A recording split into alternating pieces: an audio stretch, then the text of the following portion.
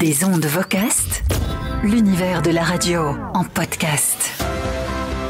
Salut à tous, c'est Olivier Audoux des ondes Vocast, c'est le podcast qui parle de radio tous les premiers du mois. Dans cet épisode de février, Julien Vigier viendra nous parler des résultats des derniers sondages radio. On reviendra aussi ensemble sur le changement de présidence au bureau de la radio et sur les auditions en cours au Sénat dans le cadre de la commission sur la concentration des médias. Saison oblige, Julien ira aussi faire un petit tour du côté des stations de radio en montagne avec un ancien animateur de R, la radiostation. Ensuite, on accueillera Rémi Bertolon pour une analyse sur la place des médias traditionnels, dont la radio, dans la campagne présidentielle à venir, notamment vis-à-vis des réseaux sociaux. Dans la deuxième partie entretien, nous irons chez nos amis de RCF. RCF, c'est le réseau de radio chrétienne en France, avec sa tête de réseau basée à Lyon. Je recevrai Philippe Lansac, directeur éditorial Radio Podcast, et Johan Burgan, directeur des systèmes d'information de RCF. Avec eux, nous reviendrons sur ce qu'est le réseau RCF aujourd'hui, comment il fonctionne entre ses radios locales et la tête de réseau, ses valeurs, et bien sûr ses innovations, notamment sur le numérique avec le DAB+, mais aussi sur son offre de podcasts, dont les podcasts natifs. Des ondes Vocast, épisode de février, c'est parti. Des ondes Vocast, l'actu débat. Et on accueille Julien Vigier. Salut Julien. Salut Olivier, salut à toutes et à tous. Alors Julien, tu es à la tête de VO2X qui fabrique de la radio et des podcasts pour les entreprises. Et comme chaque mois, on va faire un petit tour ensemble de l'actu radio. Alors tout d'abord, on a eu une nouvelle vague de résultats de sondage radio de la part de Médiamétrie. C'est la fameuse EAR pour les mois de novembre-décembre 2021. Ouais, ce sondage, il est moins attendu souvent que le tout premier de l'année, qui donne le ton, parce que voilà, s'il arrive après l'été, donc il donne le ton à la rentrée, il y a beaucoup d'attentes. Est-ce que quand même cette nouvelle vague va confirmer ce qui s'est passé à la rentrée? C'est ce qu'on va voir. Alors d'abord, bonne nouvelle, la radio regagne des points de vie. Oui, c'est le principal enseignement de cette vague. Pas beaucoup, puisqu'on passe de 74,2 à 74,5, mais ça fait quand même plus de 400 000 auditeurs gagnés sur un an. Ouf, ça fait du bien.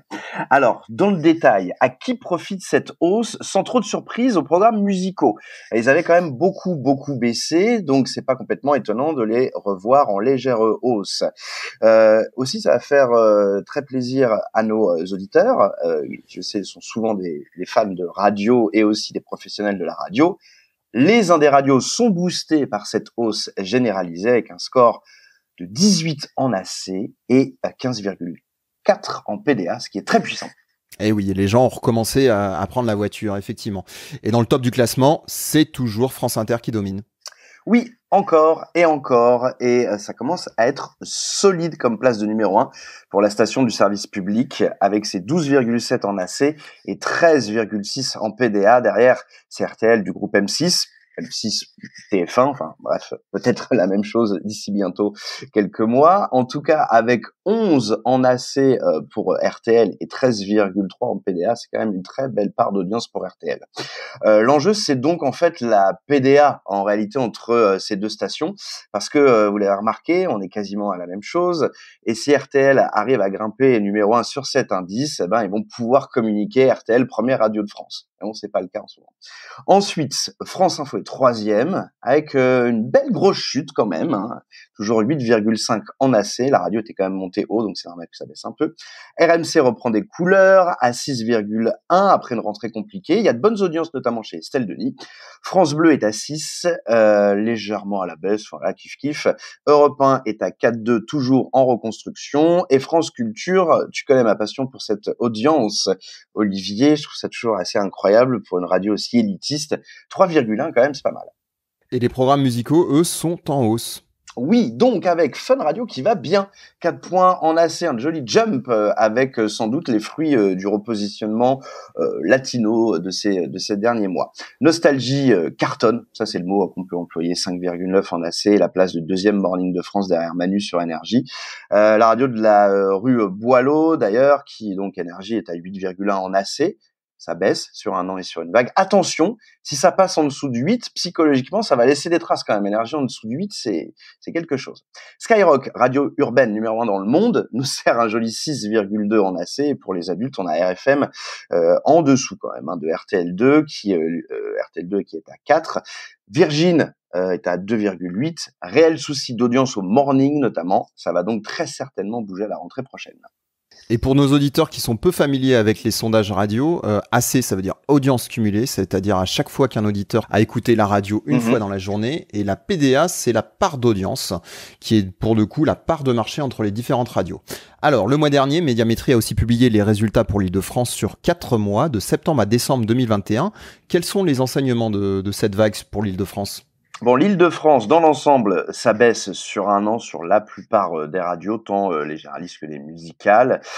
Celles qui tirent leur épingle du jeu sur cette vague francilienne sont les locales et les indépendantes, notamment dans le groupe 1980, avec Oui FM, Latina et Voltage, qui sont en hausse importante, et ça fait du bien. Seule lanterne rouge dans le groupe, c'est Swig, sous les 1% de AC, donc d'audience cumulée décidément. Changement de nom, changement de format, qui vient d'ailleurs de rechanger, le format est encore changé, ça change tout le temps. Ça marche pas pour Swig, qu'on se le dise. On se souvient quand même qu'à l'époque d'ado, on était au-dessus des 2, on a même été au-dessus des 5-6, mais ça c'est quand même il y a très très longtemps. Enfin, toujours dans l'univers des radios indépendantes, Nova, Chant de France, TFCF Jazz sont elles aussi en hausse sur un an. Alors Julien, un dernier mot sur les sondages. On n'a pas entendu parler des intermédiaires dans les 10 plus grandes agglos de province. Normalement, ça tombe en janvier. C'est paru ou c'est pas paru ? Alors, figure-toi que j'ai vu passer quelques posts sur notamment le Facebook de Vincent, qui est l'animateur de Skyrock dans le nord de la France. Et pour lui, c'est toujours un moment important, cet intermédiaire, parce que souvent, Skyrock à Lille, ça cartonne bien, et souvent devant Énergie et les locales, donc il s'en fait mention. Et là, il était interrogatif, donc il laissait sous-entendre qu'il n'y aurait pas d'intermédiaire pour les 10 grandes, plus grandes villes de France. Et du coup, on a demandé à Médiamétrie, qui nous a dit non, pas de sondage, pas plus d'explications là-dessus. On ne sait pas pourquoi. Mais en tout cas, les 10 plus grandes agglos de province n'ont pas de sondage cette année. Intéressant. Eh bien, peut-être que c'est un impact de cette nouvelle méthodologie. On essaiera d'en savoir un peu plus auprès de Médiamétrie dans les mois qui viennent. Alors, c'est ta mission, ça, Olivier, d'essayer d'avoir les réponses que nous, on n'a pas eu de notre côté. Je vais toujours chercher les réponses où elles sont. À suivre. Alors, Julien, c'est l'hiver. Il y a des vagues de Covid. Mais cette année, les stations de ski sont restées ouvertes. Et Julien, pour nos auditeurs, tu t'es mis dans un télécabine pour interviewer Reda Messaoudi, un ancien animateur du réseau R, la radiostation. On écoute. Des ondes Vocast. Ça ne vous aura pas échappé, on est en hiver, alors on a décidé de passer un coup de fil à Reda Messaoudi. Bonjour Reda. Bonjour Julien. Alors on va partir en station de ski parce que voilà, c'est l'hiver, toi en ce moment tu es à Toulouse, mais tu as travaillé longtemps aux Arcs, dans les Alpes, et tu as travaillé dans une radio de station de ski pour des ondes Vocast. On avait envie de t'interviewer parce que ça nous intrigue un peu ce fonctionnement. C'était quoi déjà le nom de ta radio dans les Arcs ? Alors moi j'ai travaillé pour le réseau de radio R, qui était basé aux Arcs, qui en fait, le réseau R est un réseau qui a différents décrochages, aux Arcs, à Méribel, à Courchevel, à Tignes, il y a sans doute d'autres stations que j'oublie aussi, à Valloire, si je dis pas de sottises, il doit y avoir 6 ou 7 décrochages, et en fait c'est un réseau de radio à la montagne qui est né sur les cendres des émetteurs d'Europe 2, à l'époque, qui émettaient en décrochage local, et qui ont laissé leur fréquence il y a longtemps, maintenant, il y a presque 15, 20 ans ou 25 ans je crois, et donc de ces fréquences-là, qui étaient des émetteurs qui étaient actifs d'Europe 2, eh bien toute l'équipe de R, avec en tête Dominique Fortunato et René Orger, ils ont fondé ce réseau de radio à la montagne qui surplombe la vallée de la Tarentaise, puisque c'est la base. Et ça fonctionne tout au long de l'année. Alors on parle de radio d'hiver, mais ça fonctionne tout au long de l'année, mais je suis sûr qu'on aura l'occasion d'en discuter ensemble. Bon, la question, Reda, qui me vient tout de suite en tête, c'est ça sert à quoi, en fait, une radio de station de ski ?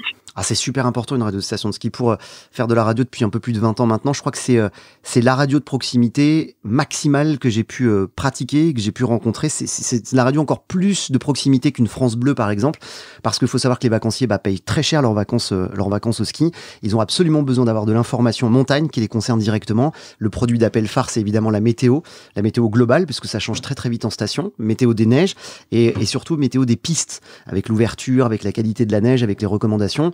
Tous les matins, tu as des bulletins d'information météo qui sont très très très précis, tu as des bulletins d'ouverture et de fermeture des pistes qui se font avec le directeur des pistes de ski.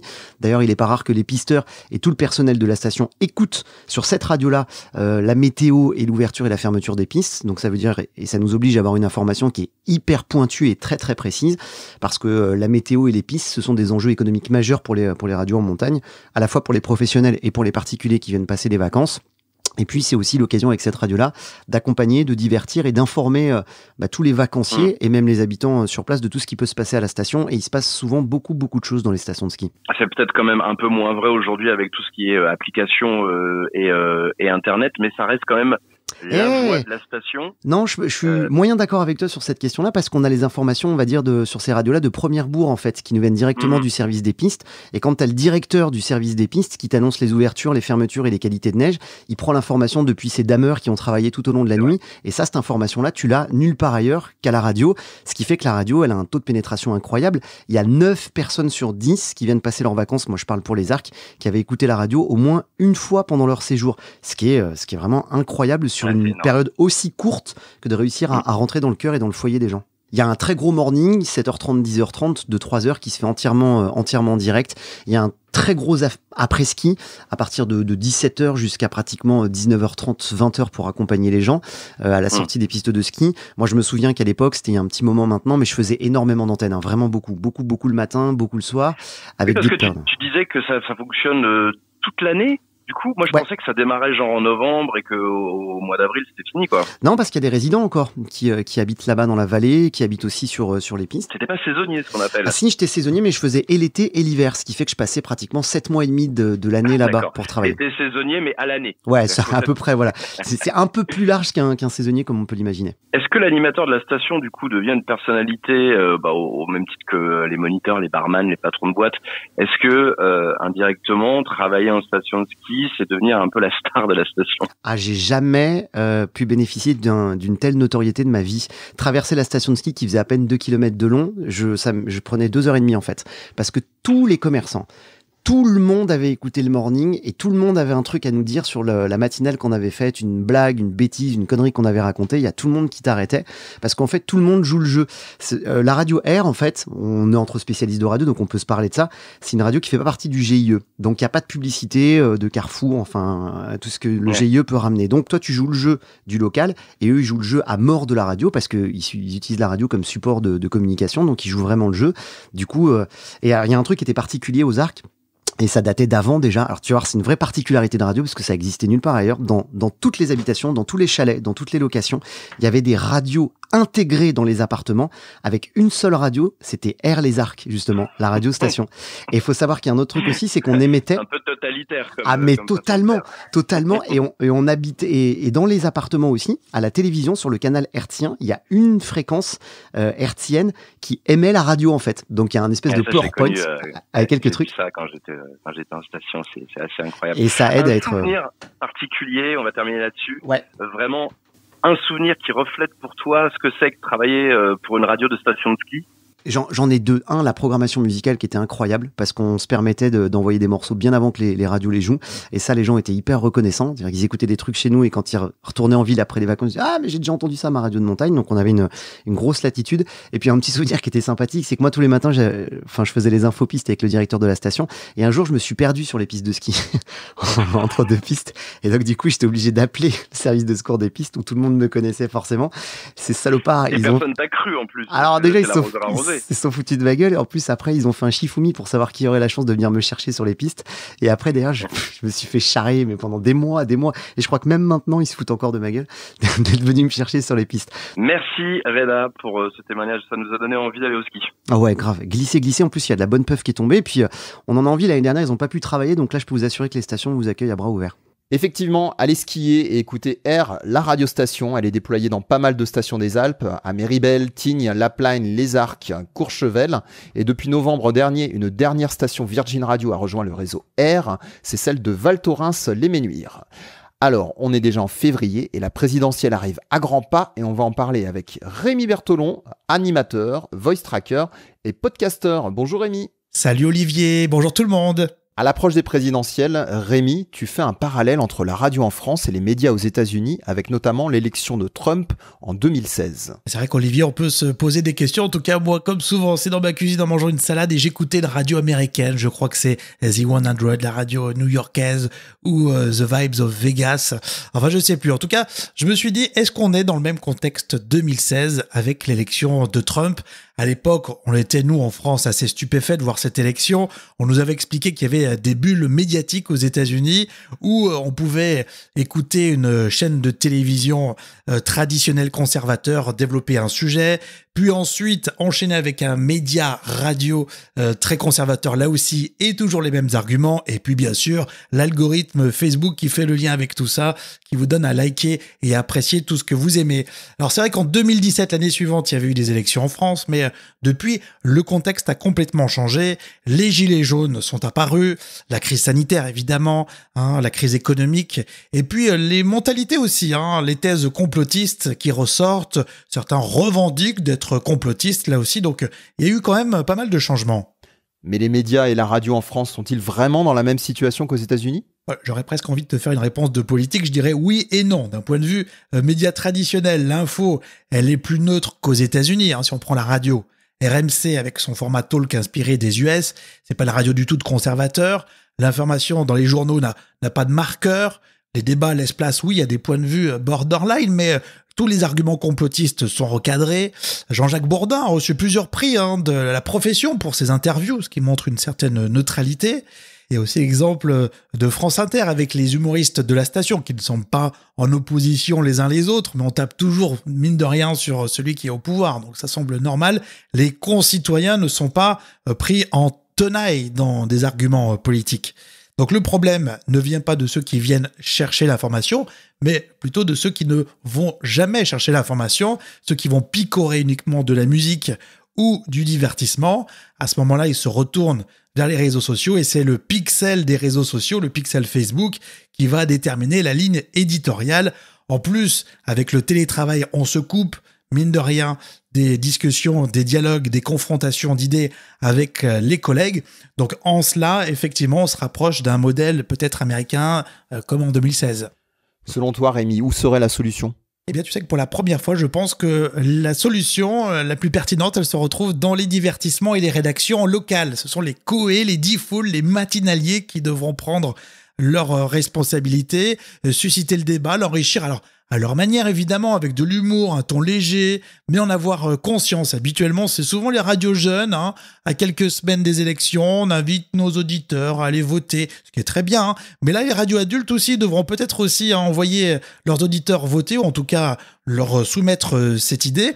Et puis, l'info en local va avoir toute son importance. Les rédacs des régions, alors notamment les indés radios, surtout les indés radios, mais aussi les locales de France Bleu, mais je pense aux indés parce qu'elles ont un public un peu plus jeune. Ça sera donc une façon de sortir le public un peu hermétique à l'information un peu plus longue, un peu traditionnelle, et de susciter le débat, la discussion. L'épisode précédent, tu parlais avec Wilfried Tocqueville en interview, le directeur de Sweet FM, et il disait « On ouvre sur du natio dans nos journaux locaux ». C'est très bien, c'est génial, c'est super. C'est comme ça qu'on arrive à intéresser le public et les auditeurs au débat, aux discussions. Alors juste avant de te laisser, Olivier, je voulais revenir sur le chiffre qui est sorti au niveau de la crédibilité du média radio vis-à-vis des Français. C'est au sein du baromètre La Croix qui est sorti le 20 janvier. Médias confondus, la radio et la presse écrite sont jugés les plus crédibles. Alors, normalement, on est toujours en tête. Là, on fait un jeu égal, mais on est en baisse au plus bas à la radio depuis 87. Alors pourquoi ? J'ai entendu des experts qui disaient justement, c'est la thématisation des stations dans le sens l'orientation des opinions sur certaines radios. Moi, j'y crois pas trop. D'ailleurs, j'en parlais justement tout à l'heure. Je crois plutôt déjà que on a moins écouté la radio, mine de rien, l'année dernière. Et puis, on a une défiance générale sur les médias populaires. La radio en fait partie. Donc, je pense que c'est pour ça qu'on a un peu écorné légèrement. Il va falloir tout de même être vigilant sur l'évolution de ce baromètre pour le média radio. À nous d'être constants, Olivier. Rémi Bertolon, animateur du voice track Rémi et Jam. Julien, retour sur l'actu du mois dernier. On a suivi avec passion ces dernières semaines les auditions de la commission du Sénat consacrée à la concentration des médias en France. Depuis quelques mois, cette commission, présidée par le sénateur Laurent Lafont, interroge les dirigeants de groupes, les directeurs de chaînes, des ministres et tout un tas d'autres acteurs en lien avec les médias. L'objectif de cette commission, Olivier et chers auditeurs, c'est de se faire une idée de quelles doivent être les futures réglementations pour défendre le pluralisme des médias et notamment de l'information dans un contexte fortement attendu avec la fusion TF1-M6, mais aussi avec notre cher OPA de Vivendi sur Lagardère.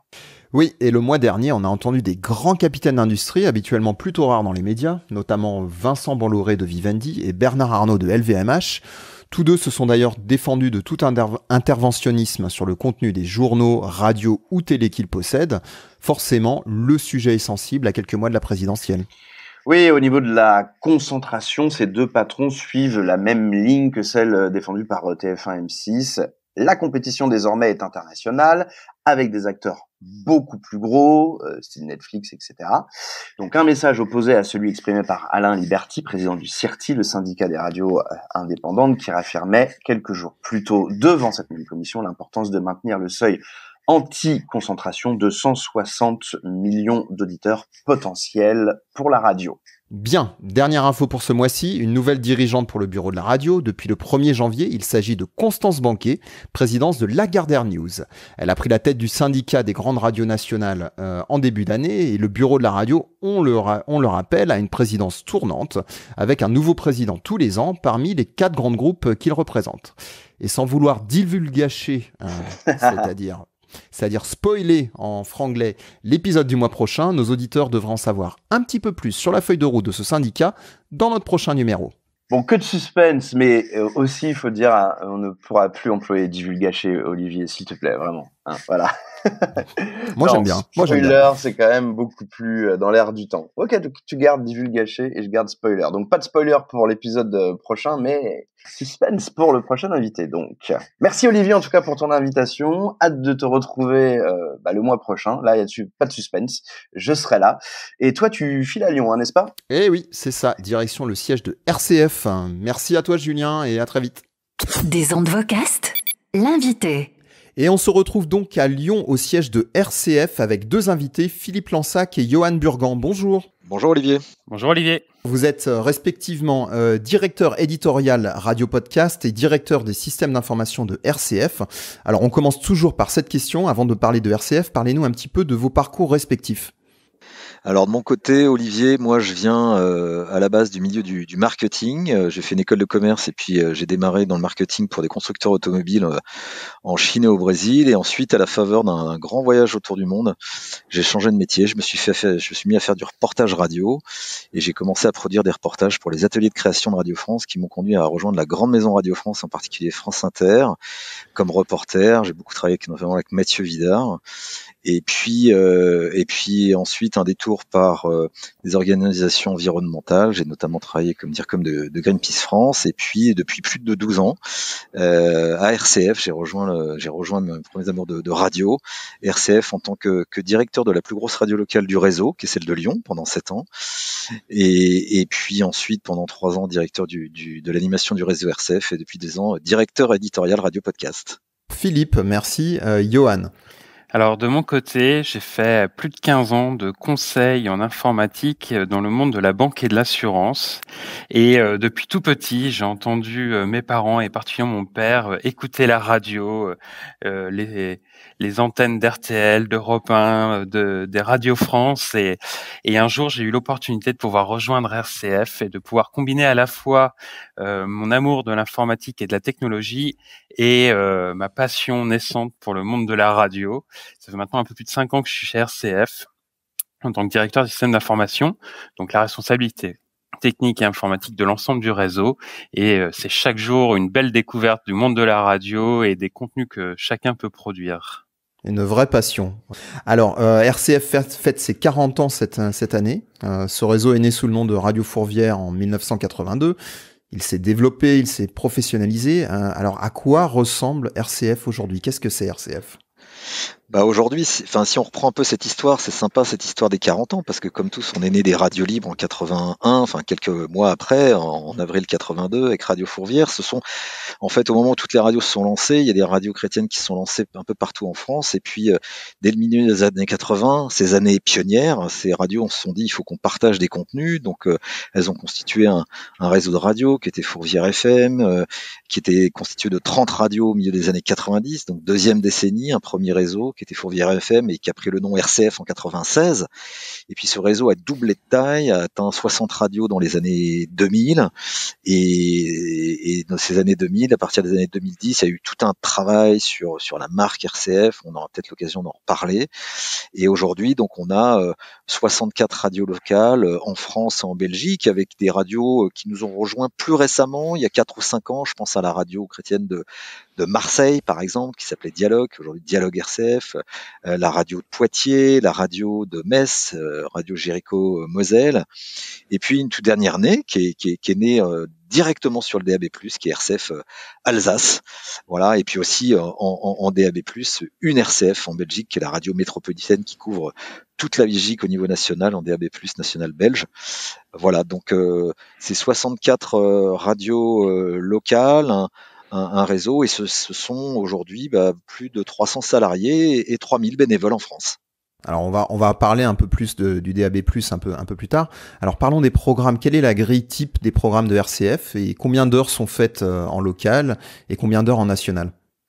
Alors le principe, c'est qu'on a 4 heures de programme local, d'information locale dans chacune des radios, et 20 heures de programmes communs nationaux produits par l'équipe commune, donc qui est basée à Lyon, mais aussi un petit peu à Paris. Et on est vraiment non pas sur une banque de programmes, mais vraiment sur un réseau avec une grille commune, avec des décrochages communs à la même seconde tous les jours. Donc des décrochages locaux qui se situent essentiellement en milieu de journée, 11h, 12h30, en fin de journée, 18h, 20h30.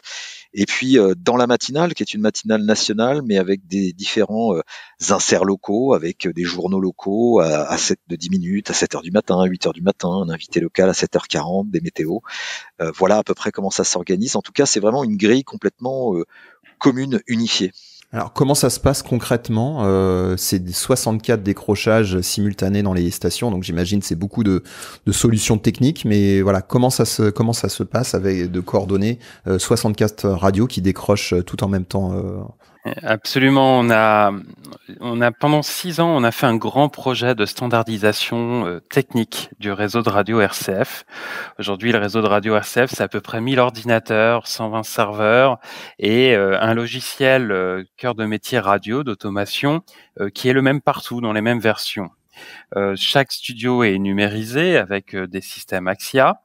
Et de ce fait, en fait, on a la même technologie partout. En ayant la même technologie partout, ça nous a permis de mettre en place des procédures, des processus techniques identiques dans chacune des radios locales. Et de ce fait, aujourd'hui, on a un système quasiment automatique où, en fait, la tête de réseau produit un programme 24 heures sur 24, 7 jours sur 7.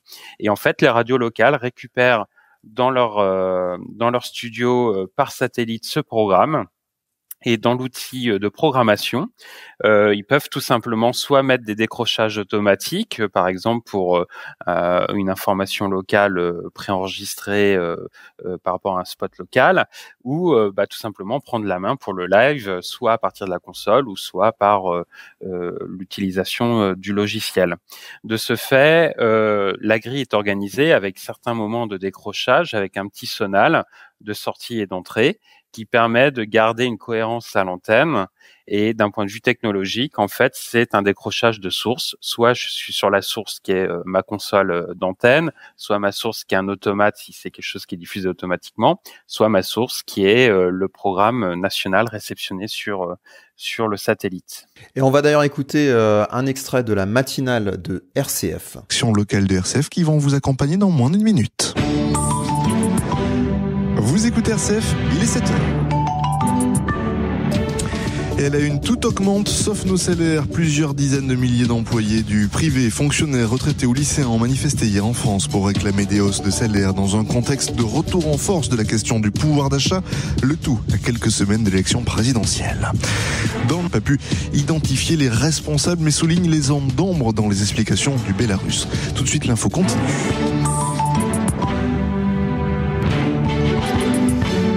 Bonjour à tous, 3 titres à la une de l'actualité près de chez vous dans le Finistère. Et d'abord, le retour à la normale est prévu dans le courant de la semaine prochaine pour les transports en commun à Brest. Une réunion a eu lieu hier entre les syndicats de Bibus et la direction. À suivre également dans ce journal. Alors, dans ce grand projet de déploiement, comment s'est passée justement cette transition vers le numérique en région?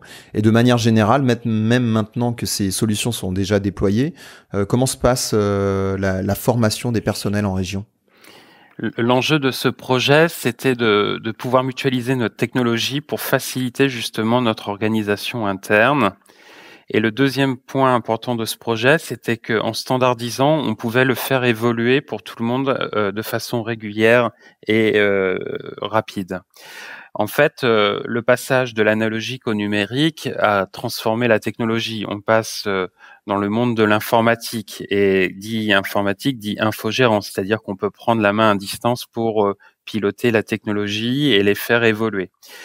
Donc en fait, cette standardisation en fait nous a permis de mettre en place des nouveaux outils, et en fait ces nouveaux outils, on les fait évoluer constamment. On fait 2 mises à jour par exemple de notre logiciel d'automation par an, ce qui nous permet en fait de rajouter des fonctionnalités, et c'est un accompagnement au quotidien. Et en fait, cet accompagnement, il est important parce que le réseau RCF, c'est quand même 3000 bénévoles, donc on a quand même pas mal de turnover dans les radios locales pour la production avec des bénévoles, donc il faut les accompagner. Et l'accompagnement, en fait, l'idée, c'est de se dire, faisons des outils simples, facilement une prise en main très facile, avec une ergonomie que tout le monde peut comprendre. Et en fait, ce socle technologique, on le fait évoluer. Et aujourd'hui, par exemple, on tend vers la mise en place de studios virtualisés avec un écran tactile qui remplace la console, et puis derrière des traitements automatiques pour faire du mixage de voix ou des traitements de voix. Et en fait, l'idée, c'est de se dire, simplifions l'autoproduction pour qu'il y ait un maximum de bénévoles qui puissent produire des émissions en toute autonomie, ce qui nous permet derrière d'avoir un programme riche en proximité. Et cet accompagnement se fait aujourd'hui avec les techniciens du réseau de radio RCF. D'accord, et du coup, il y a un support qui est disponible depuis Lyon en cas de souci. Voilà, donc dans les équipes de la DIC centrale, on fait à la fois l'infogérance, la maintenance du parc informatique, avec des relais régionaux pour tout ce qui est mise à jour des systèmes techniques, aussi bien radio que les serveurs et les ordinateurs. Et puis aussi, on accompagne sur des logiciels du quotidien pour faire de la gestion plus administrative. Et on a un point de support, un numéro interne qui peut être appelé par tous les collaborateurs bénévoles salariés RCF, avec une équipe qui répond derrière et qui soit accompagne sur la prise en main des outils, soit traite les problèmes techniques qu'on pourrait avoir, que ce soit des anomalies ou des pannes matérielles. Alors Philippe, pour revenir un petit peu sur la partie contenu, donc RCF, c'est un réseau de radios chrétiennes. Elles sont réunies depuis déjà pas mal d'années sous un slogan qui est « La joie se partage ». Est-ce que RCF, tout comme les valeurs de la foi chrétienne, se doit de répondre aux anxiétés du monde moderne? C'est ça le message? C'est un vrai enjeu. En fait, quand on a lancé la joie se partage, c'était il y a c'était exactement il y a 7 ans, c'était en janvier 2015.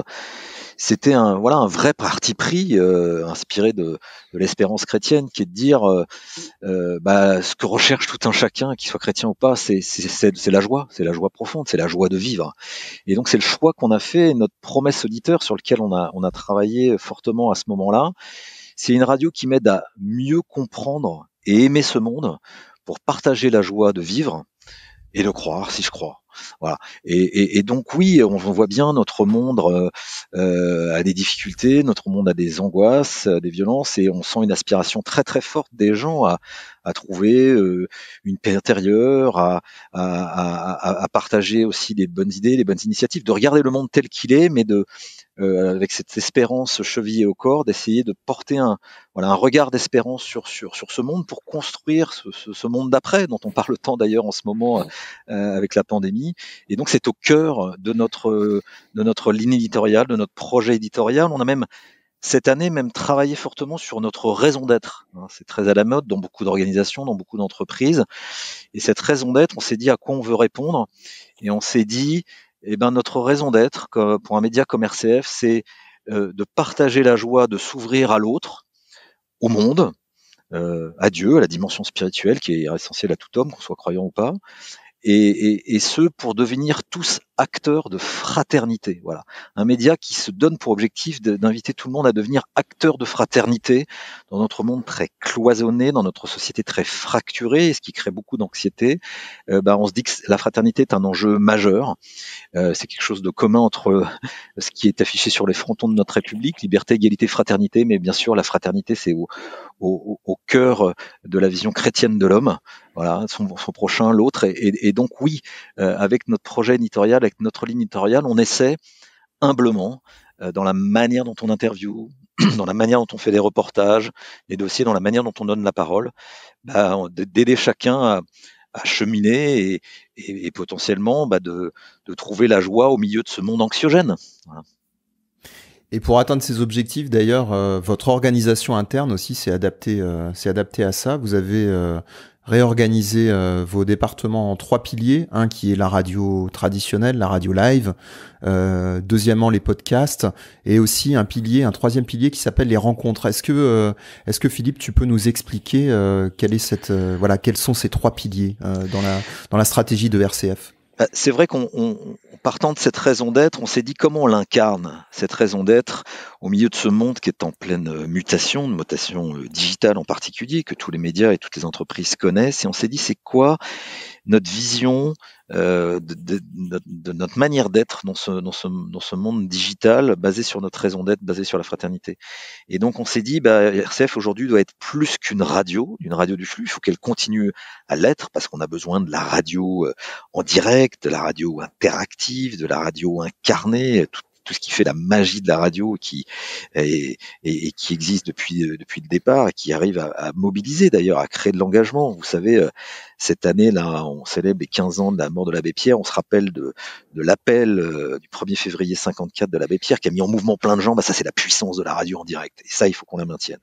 Mais au-delà de ça, on s'est dit qu'RCF dans ce monde digitalisé, dans ce monde délinéarisé, doit être aussi une offre de podcasts particulière dans un certain nombre de champs, certes l'actualité, mais aussi ce qui fait notre éditorialité, donc des podcasts dans le champ spirituel, chrétien, dans le champ de la culture, dans le champ de la psychologie, aussi de la vie intérieure, et aussi dans un champ très fort sur lequel on se mobilise beaucoup depuis 2 ans. On a créé une rédaction en chef dédiée à cela sur le champ de l'écologie, dans l'écologie au sens intégral du terme, c'est-à-dire l'environnement, mais aussi l'écologie humaine dans toute sa dimension sociale. Donc une offre de podcast en plus de la radio, et puis effectivement, 3e pilier, une offre de rencontres, parce que dans ce monde digital, on se dit que les gens ont besoin, et l'expriment fortement, le besoin de se rencontrer en vrai. Arrêter de se parler par les réseaux sociaux avec tous les travers de violence verbale que ça peut avoir, se rencontrer en vrai, se parler, débattre, réfléchir ensemble, rien de tel que la rencontre physique pour se déplacer, pour chacun évoluer.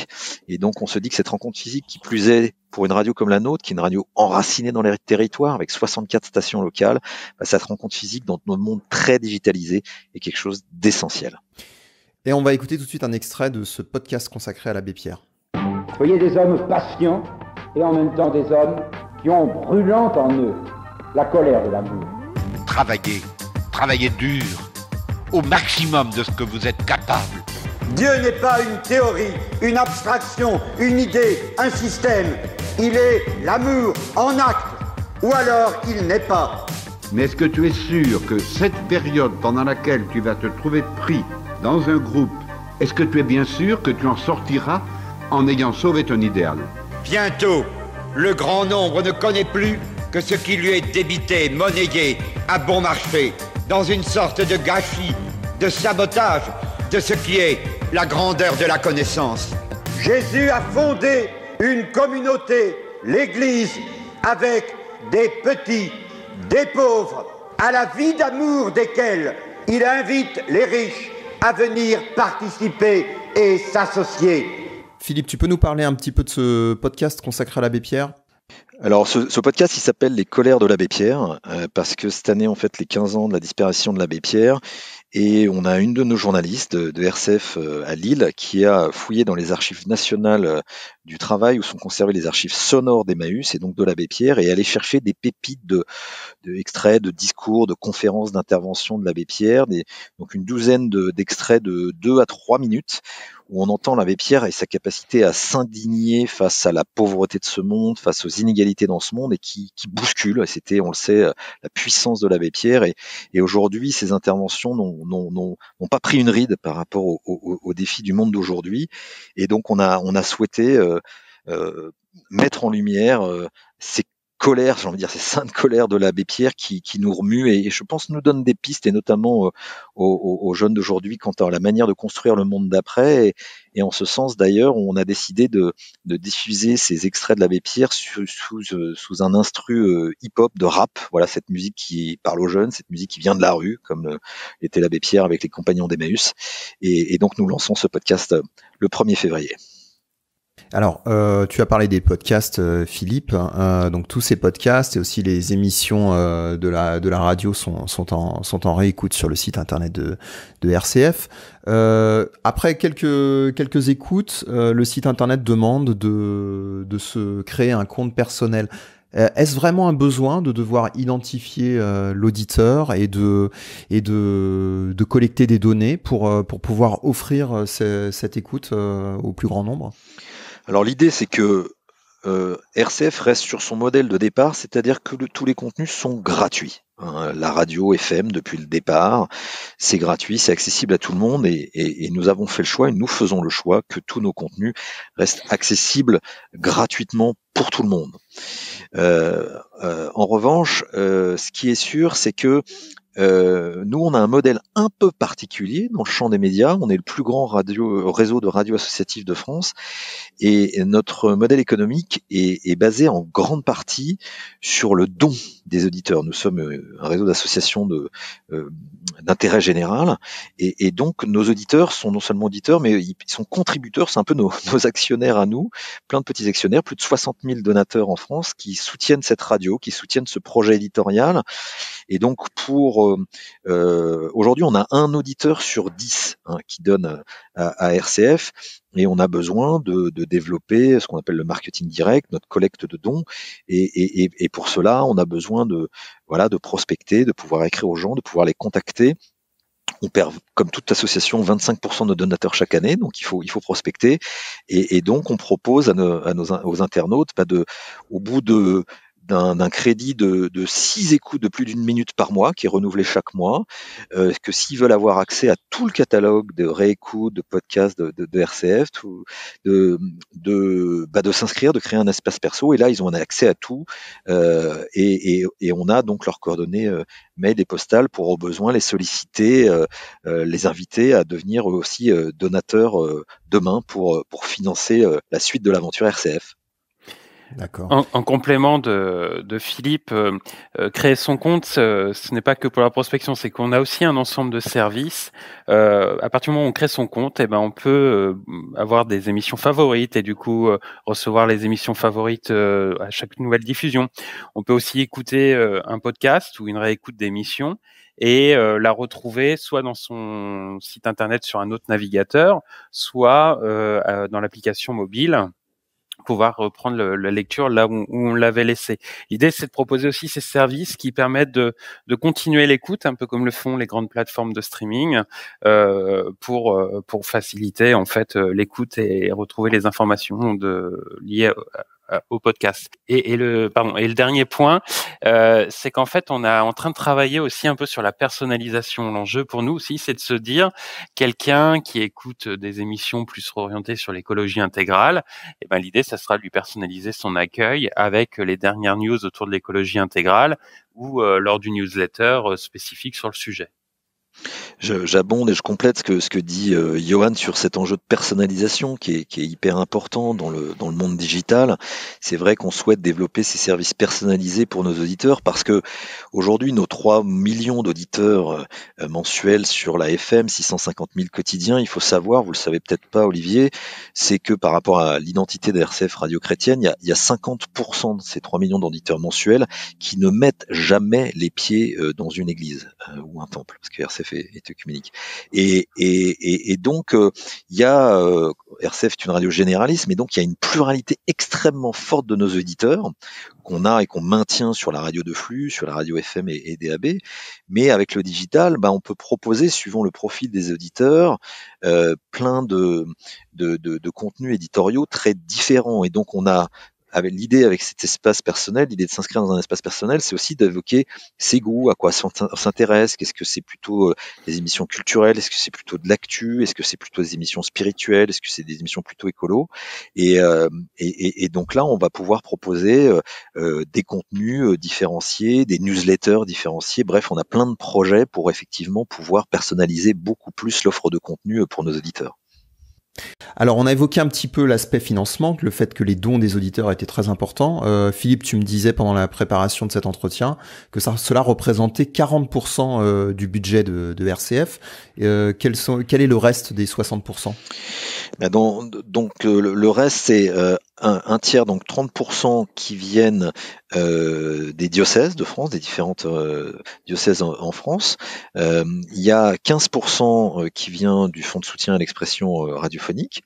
Et puis les 15% qui restent, ce sont du mécénat et aussi du partenariat, essentiellement du partenariat d'intérêt général, étant entendu qu'en tant que radio de catégorie A, on a la possibilité d'avoir 20% de notre chiffre d'affaires lié à du partenariat ou de la publicité. Il y a très très peu de publicité sur RCF. En revanche, on a effectivement des partenariats éditoriaux d'intérêt général à hauteur d'une dizaine de pourcents de nos revenus.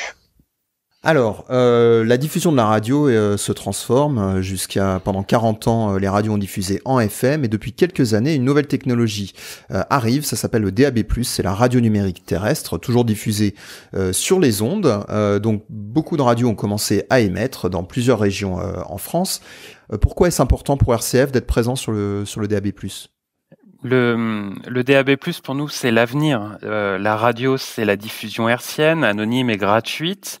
Aujourd'hui, c'est la FM. Demain, ce sera le DAB+. Ça sera la diffusion de la radio hertzienne, gratuite et anonyme en qualité numérique, avec la possibilité de passer quelques informations, ce qu'on appelle les métadonnées, c'est-à-dire la pochette de l'émission ou de l'album et le titre de l'émission ou de l'artiste ou de l'invité. Et pour nous, en fait, c'est essentiel parce que, en fait, c'est continuer dans notre stratégie radio podcast rencontre, c'est de continuer à diffuser la radio, à être présent en proximité auprès de tout le monde, en direct et dans une qualité de programme digital, une qualité de son au top. Et pour expliquer à nos auditeurs qui sont pas tous experts, il y a deux types de zones de diffusion. Il y a les zones locales qui sont la taille des agglomérations, et des zones étendues qui sont plus à la taille de la taille des régions. Pourquoi RCF a choisi de postuler sur une diffusion à échelle régionale, sur les multiplexes étendus? Pourquoi ce choix, sachant que les radios ont plutôt des dimensions plus locales en FM? Alors nos radios ont une dimension, pour ainsi dire, plutôt départementale en fait. C'est-à-dire que chaque radio locale en général a 5, 6, 7 émetteurs qui émettent sur un département. Vous savez qu'en France d'ailleurs, nos radios étant aussi liées aux diocèses, les diocèses et les départements, c'est souvent à peu près la même chose. Donc nos radios, plus que des radios locales centrées sur une ville, sont en général départementales. Or les allotissements qui ont été construits, les allotissements posés par le CSA étaient soit des allotissements très très locaux, soit étendus, qui en général sont ou tri-départementaux. Voilà. Et donc ces allotissements étendus, de fait, correspondaient plus à la réalité de RCF, étant entendu par ailleurs que les radios RCF travaillent beaucoup ensemble, et nous croyons au fait aussi dans l'information de proximité, notamment pour les auditeurs qui nous écoutent en voiture. 60% de nos auditeurs nous écoutent en voiture, en se déplaçant, ils se déplacent d'un département à l'autre pour travailler, etc. Et donc il nous semblait plus adapté par rapport à ce qu'est la réalité de RCF de proposer ces plaques étendues, et pour permettre aussi la continuité de l'écoute de RCF quand on est en transport. Et donc c'est pour ça que notre stratégie a été de postuler plutôt sur les allotissements, enfin complètement d'ailleurs, sur les allotissements étendus, et aujourd'hui on a répondu à plus de 26 appels sur les étendus qu'on a à 99% que le CSA a reconnu et nous a donné l'autorisation sur ces 26 allotissements. Et Johan, tu me disais aussi que émettre sur les multiplexes étendus, c'est aussi une façon de mailler le territoire, notamment les villes, mais pas seulement que les villes et les campagnes et les territoires plus ruraux. Absolument. En fait, notre objectif, c'est de parler à tout le monde. La proximité, elle n'est pas que dans les villes. Pour nous, la proximité, elle est dans les villes et le territoire rural. Donc, c'est pour ça que notre stratégie, c'est aussi les multiplexes étendus, parce que le message et l'accompagnement que l'on souhaite porter à travers notre programme radio, on veut qu'il s'adresse au plus grand nombre. Et pour ça, il faut diffuser au plus large. Et c'est pour ça que on est présent aussi dans les campagnes, en proximité de tout le monde. Et un dernier mot pour conclure cet entretien. Johan, tu me disais que le grand chantier numérique à venir, c'est la présence sur le cloud. Absolument, le numérique, on en a déjà largement parlé ensemble. Le numérique pour mettre la présence de nos contenus dans l'écosystème digital, le web, les agrégateurs de podcasts, être présent dans les enceintes, dans les boîtes mail, par les newsletters. Mais le numérique, c'est aussi une manière de produire aujourd'hui et de diffuser. Et en fait, aujourd'hui, on a fait un gros travail pour mettre en place la même technologie radio dans toutes les radios locales. L'étape d'après, c'est le cloud. Pourquoi c'est le cloud ?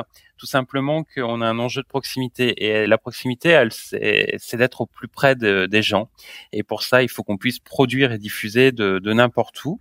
Et les technologies en mode cloud, avec des interfaces web, permettent à la fois de faire de l'ubiquité, c'est-à-dire être partout pour pouvoir faire un programme et le diffuser. Et en même temps, c'est des interfaces qui sont accessibles et simples pour tout le monde. Et l'enjeu pour nous, c'est aussi toujours de faire en sorte que nos bénévoles, que nos salariés puissent trouver des interfaces simples à prendre en main pour pouvoir faire un enregistrement, un montage de son, une programmation.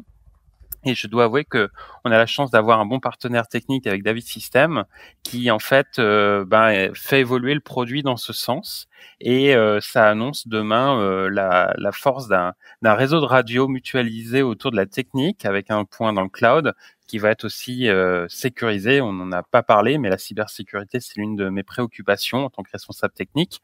Et en fait, en ayant un point central, ça nous permet à la fois de le protéger, de le dupliquer pour être sûr que s'il est en panne, il y a un backup. Et puis en même temps, ça va permettre de déployer encore plus rapidement des nouveaux outils pour pouvoir produire et diffuser nos programmes radio. Très bien. Philippe Lansac, directeur éditorial radio podcast de RCF, et Johan Burgan, directeur des systèmes d'information de RCF. Merci à vous deux. Merci Olivier. Merci Olivier. Et nous invitons tous nos auditeurs à écouter RCF près de chez vous et aussi en ligne sur rcf.fr. Des ondes Vocast, l'univers de la radio en podcast. Et des ondes Vocast, c'est terminé pour ce mois-ci. C'était Olivier Audoux au micro. Le mois prochain, on ira faire un tour auprès des grands groupes nationaux privés avec une invitée exceptionnelle. On ne vous en dit pas plus. Rendez-vous le 1er mars. Salut! Des ondes Vocast.